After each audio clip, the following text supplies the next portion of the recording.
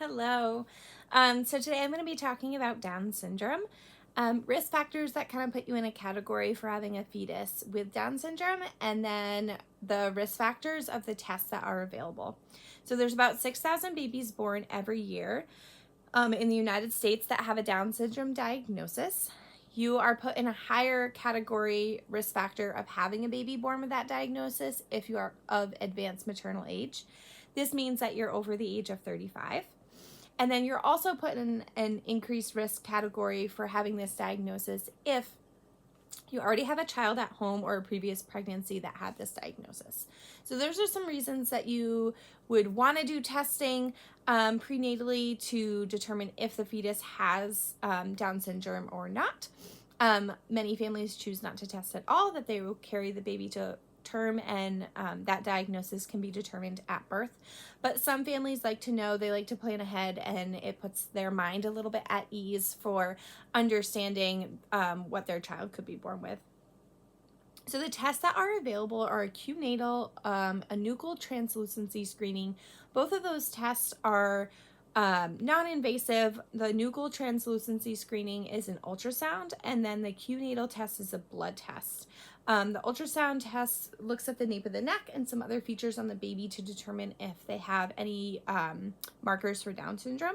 And then the Q-natal is a blood test that tests for chromosomal abnormalities and will determine if that baby might be at increased risk for Down syndrome.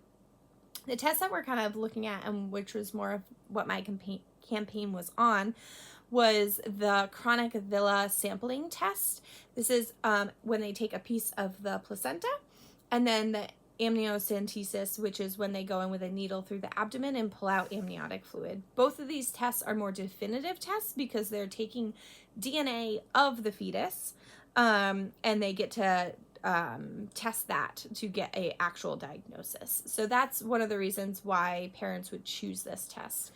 Now, a lot of the research that I found and looked into was that it put people at a very, very, very low risk for miscarriage and stillborn if they do these tests, which I believe is how they present it in most medical settings. They say there's very low risk factors for these tests, and although that may be true, the risk factors are still present. So I'm just going to read because I don't have it off the top of my head, but for the CVS, that's the placenta that they take, you have a 0.7% chance of losing the fetus within the first 14 days, and then it goes up from there. So you have a 1.3% chance from day 30, and then you have a 2% chance of losing that pregnancy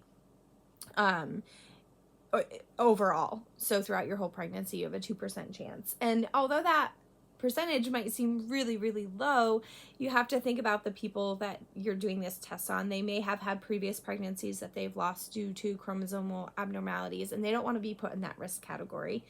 And then the amniocentesis has a 0.56% chance in the first 28 days and a 0.09% chance up to 42 days. So although these risk factors are very low, I want everyone to know that the risk factors are still there, and they can be very, very scary for someone, especially for people that have gone through infertility, that have really struggled to get pregnant and really don't want to lose a baby.